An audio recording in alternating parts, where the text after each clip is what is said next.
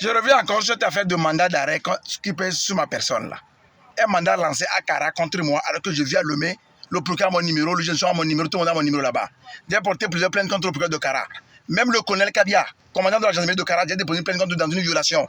Maintenant, ils veulent à tout prix exercer le mandat, on trace mon numéro, on appelle quelqu'un qui veut que la personne les aide à m'arrêter, un parent. Et lui leur dit non, il ne va pas le faire. Lui m'informe, je les appelle, c'est le mandat là.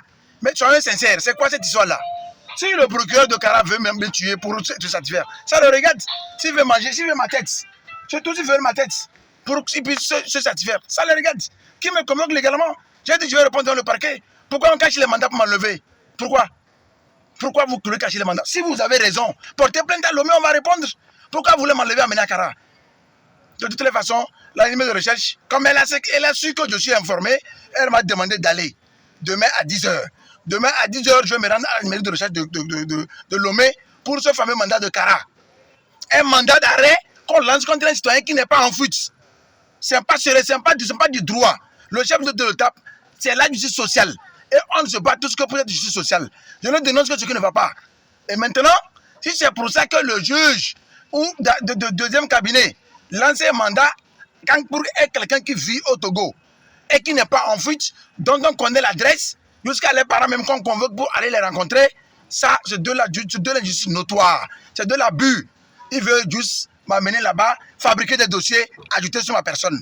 On t'enlève, on ajoute autre chose pour te fatiguer. On sait ce qu'il veut préparer là-bas. Et je prends la CNDH à témoin. J'appelle le CACIT, toutes les organisations de la société civile du Togo. Je vous prends au témoin. Ils veulent juste m'enlever, juste pour faire plaisir au procureur et au colonel Kabia. Et maintenant, ma vie est dans leurs mains. Et je vous prends à témoin. Je prends toutes les institutions nationales et internationales à témoin. J'interpelle également, j'invite les chefs d'État à se pencher sur ce dossier. C'est un mandat abusif. On ne peut pas lancer un mandat d'arrêt contre quelqu'un qui vit dans un pays qui n'est pas en fuite. Ce n'est pas possible.